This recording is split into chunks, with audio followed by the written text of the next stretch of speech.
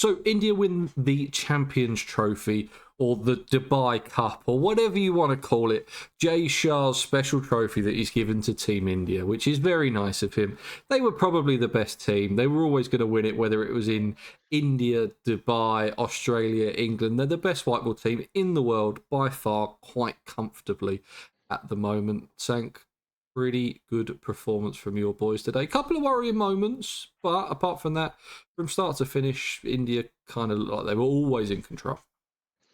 It's been a long 9 months since the last trophy for Indian fans. We've struggled through the winter where we had to watch them get hammered by New Zealand at home and then lose to Australia in Australia.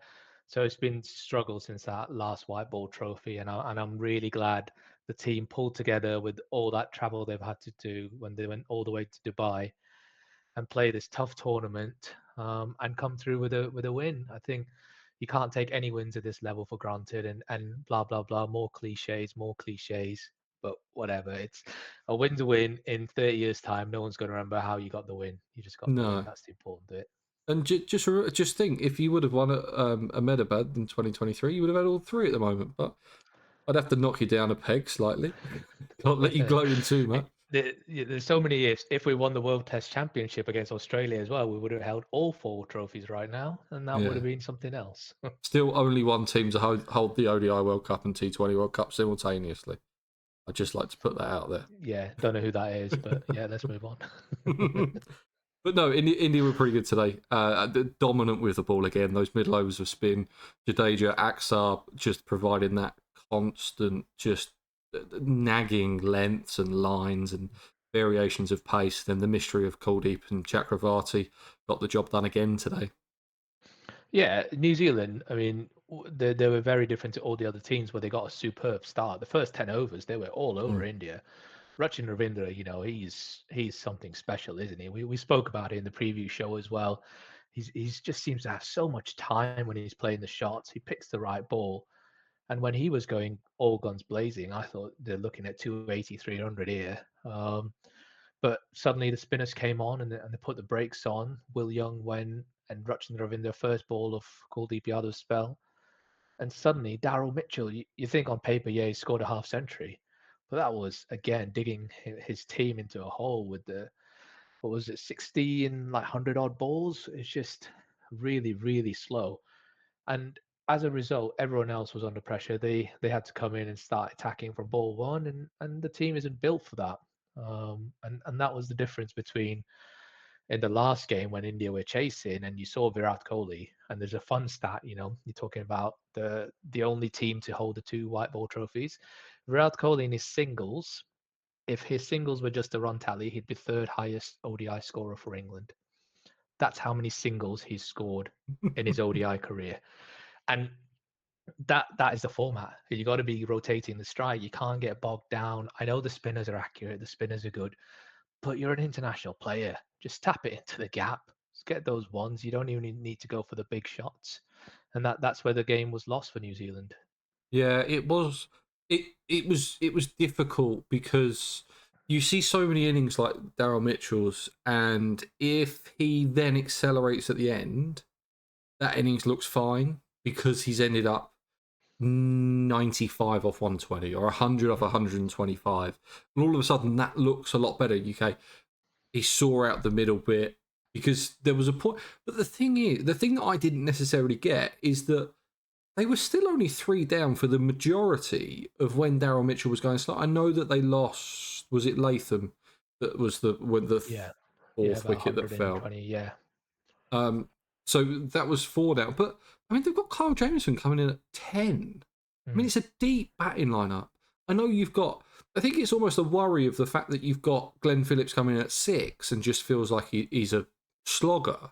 I think he's better than that, but it does feel like that's his main role in that team. But that's on a perfect day. It's a little bit like going back to the England side. You've got Livingston coming in at 7. Well, sometimes you're going to be coming in the 25th over and not the 45th over. So if you're batting 6 or 7 for an international side in an ODI, you should be able to put an innings together and score 50 off 60. Yeah. And Yeah. it didn't make any sense to me. Yeah. But Michael Bracewell, to all his credit, he did that. Mm. He scored a runner ball 50 pretty much, and that was what was needed. And you saw as soon as the spinners came on for India, you saw the whole mindset change for New Zealand. They lost Will Young and Ravindra and Kane Williamson, unfortunate to get out the way he did. But as soon as they went, the pressure just got to the other batters saying they need to build a partnership, they need to stay there till the end. But they weren't scoring anything and not damaging India in any way whatsoever. Yeah, I have to admit, I do think Rohit Sharma has got one of the easiest jobs in world cricket when it comes to ODIs. He's got four incredible spinners on a pitch that turns and just say, there you go, there's the ball. I don't have to think between overs 8 and 45. Yeah. Just go it and was go it, out there and do it for me. Yeah, it was even earlier today. It was like sixth over that he turned to a spinner and just went right, just Yeah. start getting a bit of control because Hardik just bowled 2 overs at the start and went for a bit and thought, right, I'm just calling. And this is a very much of 80s India cricket where they used to play test matches in India and used to have a couple of fast bowlers, of which Sunil Gavaskar was one, who used to open the bowling over each, and then the quartet of spinners just gets used to rolled out, and wicket after wicket fell on those turning tracks, and that's what it was.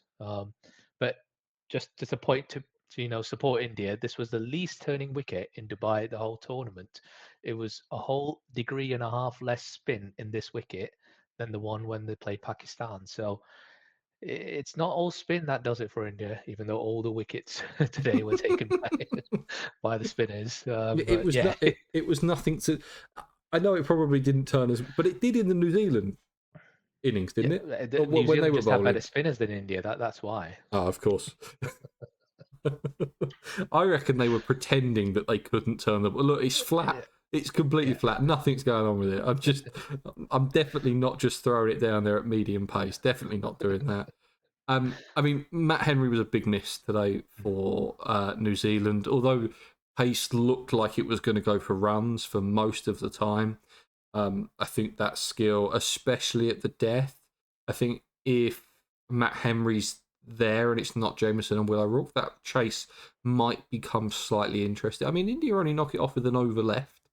Okay, it was one of those chases where it was like, what was it, 18 off 24 or 20 off 24. It never really felt like it was that close. I'm sure if you're an Indian fan, it felt a lot closer than it did for me.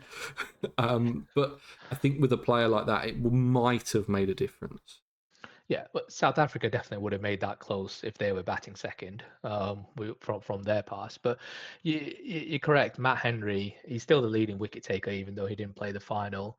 Last time out in Dubai, he took a five first, so he knew the conditions. He still bowled well in those conditions, and India knew that they didn't need to take any risks against Santner, Bracewell, Rachin Ravindra, and Glenn Phillips up to a point because they knew the fast bowlers were not as potent as the spinners. So they saw off the spinners, waited their turn, and when the fast bowlers came, the runs came straight away as soon as the pacer came in. First ball went for four, so it was just a case of biding their time, and they're always in control in that chase, with barring a couple of hairy moments there. Yeah, and I mean, I think that probably not having Matt Henry helped Rohit Sharma's start that he had.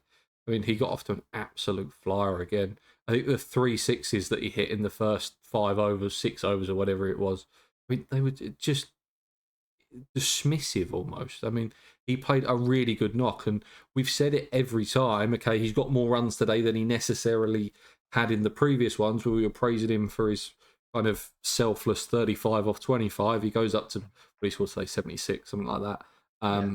He actually did slow it down towards the back end when they started to lose wickets, but I thought that start in the power play that they had, it just takes so much pressure off, and it means that when the spinners come in, that you can just say, okay, I'm just going to knock you around for 3, 4 and over. I back everyone to chase 7 and over for the last 10. That's all we've got to get to. They got to 100 runs in 17 overs. Now, if it wasn't for that start, say they get to 122nd over, suddenly it looks a very, very different chase. Lose those three quick wickets after drinks, and India are on all sorts of pressure there. But the way he plays, selfless, just goes out attacking, trying to take the bowlers down. And he picked Nathan Smith apart today. He knew that was the weak link, the new bowler coming in, second game of the tournament. He played right at the start and right at the end. So it's an absolute cauldron to play. And yeah, he just took apart the inexperienced bowlers. And again, you look at the numbers, you think he's not in the leading run scorer, but it's the impact he has every game. That's what's been helping India at the top of the order. It's been helping the likes of Kohli, Shreyas Iyer, Akshar Patel just get into their game and get into their work without needing to take those risks at the start of their innings. Yeah, I mean, say Shreyas Iyer, he's had a really good tournament, and I feel like Quietly, he yeah. really quietly, and Yeah. he's kind of done it in like 50s and 60s. There hasn't been a great big ton that he scored. He's just consistently scored runs. I was just trying to look up where he is. I think he's second on that run scorers.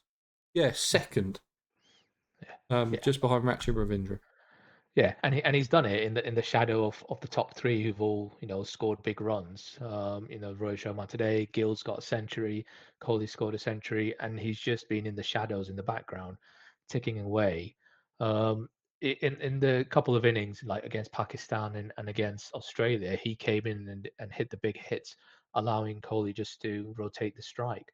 So he does have that option where he can just tee off. And today as well, he's had a couple of massive sixes. There was like a 106-meter hike over mid wicket. That was huge.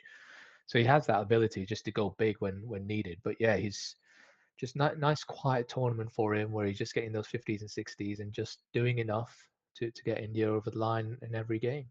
Yeah, they brought up the highest run scorer, and I thought, where the hell has he come from? Because Yeah.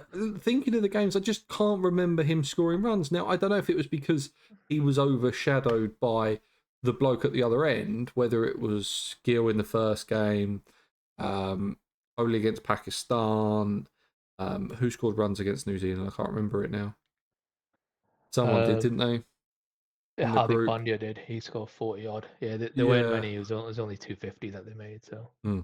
And then it was obviously Coley in the chase, but it always seemed to be Shreyas Iyer at the other end, and he's just quietly had a really good tournament and just solid. There hasn't been a bad performer, I think, for England, for India. Sorry, England. There's been loads. Um, I just think everyone has played well, and the two biggest worries coming into this competition was Virat Kohli and Rohit Sharma. They look like they're back to their best. I mean, Rohit Sharma said that he's not going to retire from ODIs now. That's it. He's here till yeah. 2027. 2 more years. Yeah.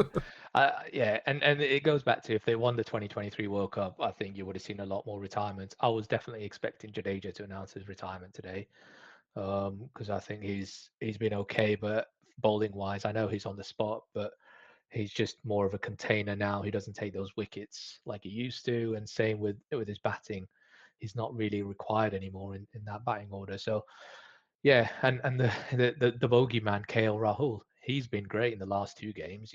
Calm head, coming under pressure situations, and seeing the side home in both situations. And here's everyone else clamoring for Rishabh Pant to come in, but I know you were it's dropping him before the semi final.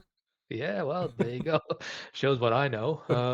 But yeah, he's been also another quietly good performer for India in this tournament.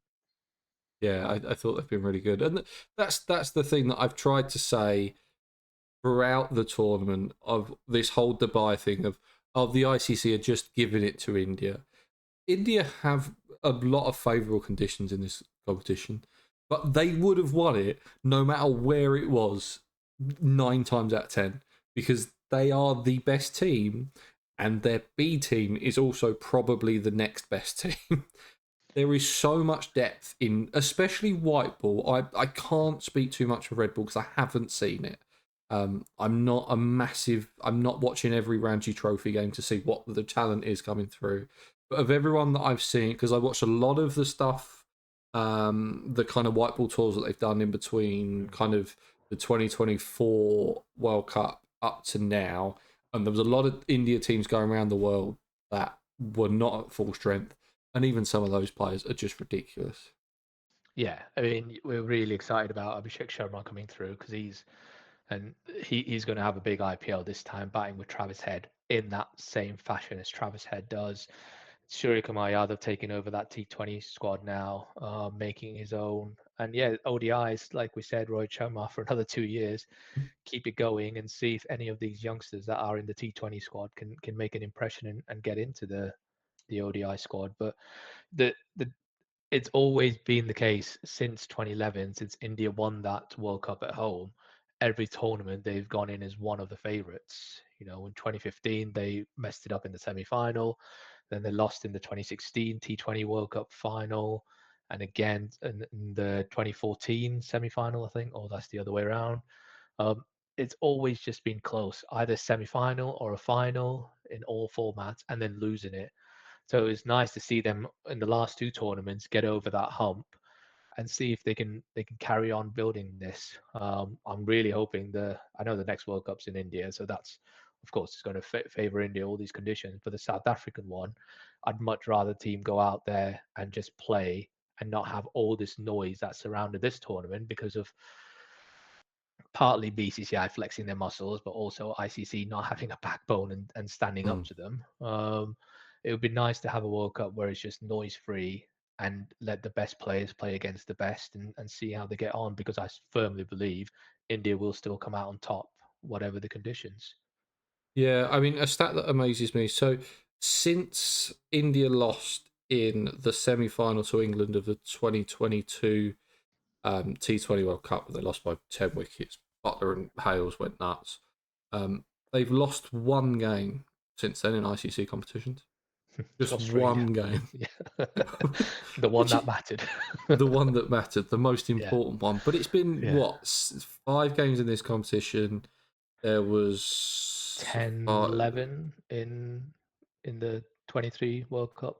yeah, 10, and 9 group games and one semi-final, so 10 yeah, so that games. was 10 wins. The Yeah, T20 World Cup was 8 games, I think. yeah, Might have been 7. So that's a lot of games of cricket, of important games of cricket that India have played and have not lost.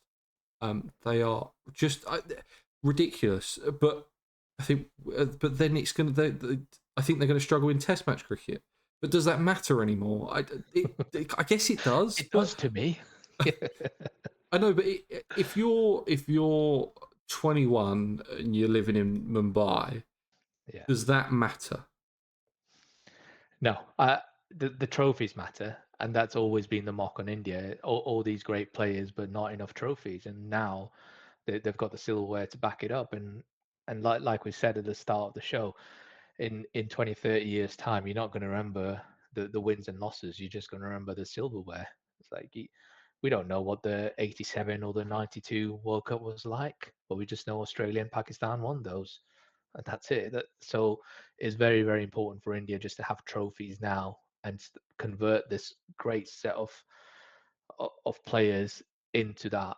Um, and that's the transition from Tendulkar, Dravid, and Ganguly was pretty rough. Where there were like 5 or 6 years where there's no one coming through, but it doesn't feel like the transition from Rohit Sharma and Virat Kohli is going to be as rough just because of the talent coming through, and that really shows the depth of Indian cricket at the moment. Yeah, I mean the South Africa World Cup is going to be really interesting for India because you'd imagine there's not going to be any politics this time. Mm. There shouldn't be too many favourable conditions. There's not going to be that weird timings thing that we had in the West Indies because there's 3.5 hours time difference Mm. between them and it. Okay, the games might start slightly earlier, but there's probably not going to be a massive difference in the um, time. So you'd imagine they're just going to be in as everyone else is. And I can't. If I had to pick a team now, I wouldn't go against them. Um, you're going to think that Australia team's going to be 2 years older. Yeah. I don't fancy who they've got coming in. If they start a World Cup with Fraser McGurk as opening the batting, that would worry the hell out of me if I was Australian. Yeah. Sam England are Constas, useless. Sam Constas era. That's what it is. Okay. Yeah. South Africa might be good at home, but it's South Yeah. Africa, so I don't want to put any bets on them. Pakistan Mm. are perennially useless, and Sri Lanka look okay. Yeah. Afghanistan might be interested at that point when their players are either 21 or 31. We're not 100% sure yet. No one's checked the passports. Um, so it looks like India's won already. I mean, write it up. Write the name on the trophy. Well, as long as we have this little kid called Jasprit Bumrah fit, he's pretty handy with his little outswingers at the start of an innings. So yeah, it'll be good to have him back. And that's I think the scary bit for a non-Indian fan is that there's still other players who are due to come back, like Bumrah, like Rishabh Pant's going to take his opportunities, Jaiswal, Abhishek Sharma, all these players still haven't got their opportunity at the big stage because of these big names like Rohit Sharma and Virat Kohli who are not letting go of their places. Hmm. I mean, are you sold on Shubman Gill? Sometimes he just looks amazing, and that's he. I'd never look at ratings because for many years everyone told me that Babar Azam's better than Virat Kohli because he was better rated batter, and the same with Shubman Gill at the moment. He's the number one ODI batter in the world, and you look at him, he doesn't scare you as much as some of the other players. I like to see Jaiswal in his place because I think first having that right left hand combination at the top is a good thing. Plus, he's not as much of a milestone man, so he just goes out and tees off. And I think he'd be a good addition. But with with Gill, he's been touted as the next heir, the next captain, and Hmm. so on. He's the vice captain already. So they want to push him into that role, and you can just see him. The fact that he's dating Sachin Tendulkar's daughter just means that there's no way any person is strong enough to oust him from the team. No, I mean, what I've seen of him in ODIs, I like it. Test match stuff worries me. I thought he would have been better in that. I'm not necessarily sure that's his fault. He's been moved around the order quite often, asked to open, bat 4-3. And then the T20 stuff looked great in the IPL, but doesn't seem to translate elsewhere. And I don't see how, if he's going to have to open the batting, there's 4 or 5 players I pick before I go to Shubman Gill to open the batting for India at the moment. Yeah, definitely. And he still hasn't got an overseas 100 in the test cricket. Mm. So it's one of those that you just think, is he only a flat track bully in India where it's nice and easy to bat and he gets those hundreds on day one of a test match, but when it gets tough, he doesn't have it in him to score those tough runs. And again in test matches, he's been moved open, number 3, number 6 sometimes. So they do need to find a position for him and give him a run. But you're right, he doesn't seem like a long term prospect. But then again, I was dissing KL Rahul a couple of weeks ago, so what do I know? He'll go to the West Indies and he'll score 3 tons now. That's Yeah, it. exactly. Sorted. And then he'll be the next Phil Salt. um, in terms of New Zealand, I thought they've had a really good tournament. I think they've been helped by teams that have been slightly weaker than they usually are. But I think they've been really good. It's just the normal New Zealand experience that you get from them every single time. And I think this is probably the first tournament that we've gone into where no one's just written off New Zealand and thought, oh no, New Zealand are actually quite good and they might do quite well, rather than the normal punditry stuff of, well, New Zealand are there, but Mm, well, England, Australia, South Africa, India, they're all going to go through before that little island of New Zealand are going to go through. But yeah. they've been incredible again. I mean, that Matt Henry missed today was tough. What happened to Kane Williamson as well? I didn't. I saw that he went Calf off. injury, they said on the radio. Oh, okay. So which is a blow for Middlesex as well because they just That, signed him. that better not go again. He's coming later in the season. As long as it's fine for May, Yeah, June, I'm absolutely fine with it. Rest yeah. up, Kane. I think the safe thing from this Champions Trophy is that these were two of the best teams in the tournament that went up against the final, and we don't often say that because what one team always has a bad day. But and the best bit I heard on the commentary was it looks like neither team want to win it, then that means they're so competitive that they're pushing the other team to the edge that they just can't get over the line. And there were times when today it felt like neither team could win it because the opponents were so strong. And that's the thing with New Zealand. There's a good tweet that says, 70% of Earth is covered by water, and the rest is covered by Glenn Phillips. And it is that sort of effort that they put in the field. I mean, both teams were horrible today. With the drop catches like Kyle Jameson, that was as much of a sitter as you can get. Yeah, and that felt Um, really important at the time, that one as well. I think it was yeah. Axar, wasn't it, that he dropped? Mm. I don't think he Shrey scored. Sayer, Oh, was it? yeah, hit a six and then went try to go again, and then yeah, that would have been game changing at that point. But that's the thing with New Zealand. They're very very professional in the field. They get the job done with the ball and with the bat. They've got depth that they never had before. I mean, Devin Conway's a half decent player, and he can't get into the team at the moment. Mm. Mark Chapman scored a couple of centuries recently, and he can't get into the team. So they are very very strong. They probably one good death bowler short at the moment. Even with Matt Henry in the team, you still need one more to support him, like that Trent Bolt who used to be able to bowl those Yorkers. So that's probably where they need to find someone who can fulfill that role. But yeah, no other weakness there. The spinners are spot on. Mitchell Santner, quiet leader, really really good. I thought this tournament. Yeah, I thought they were. I thought they were fantastic. Glenn Phillips takes another absolute screamer today. It's probably Yep. not even his. It's probably his third best that he's taken all Yeah. tournament, because the one against Rizwan was even better. The one against Kohli was probably slightly worse than the Rizwan, but better than the one today. Just he's a joke. He's an absolute joke. I have no idea how he gets anywhere near some of these catches. Yeah. I mean, it was flying at him today, that catch. Yeah, it's funny. And if you put Kyle Jameson in that spot, who's like a whole foot taller, he wasn't reaching that, but No. Phillips is. And that's how crazy it is because he's so athletic. And you could see, like, if you go on his Instagram, he is constantly working. It's not like he just has it, he has these springs in his feet. He's in the gym every day, he's working hard. And that's what it takes to be. All we see is like a grab, a quick reflex catch. You think, Mm. oh yeah, he's great. Actually, it takes years and years and years of practice to be that good. And yeah, I think he's been one of the greatest finds for the world. Before the tournament, everyone thought, yeah, he's a bits and bobs player, but now everyone's realised, nah, this guy's a serious talent in the field, and you can put him anywhere in any team, and he'd be the best fielder on the park. Yeah, and something that came out of a BBC interview that he did this week is that he'll sit there for 4 to 5 hours and play Microsoft Flight Simulator, which I thought is one of the most bizarre things.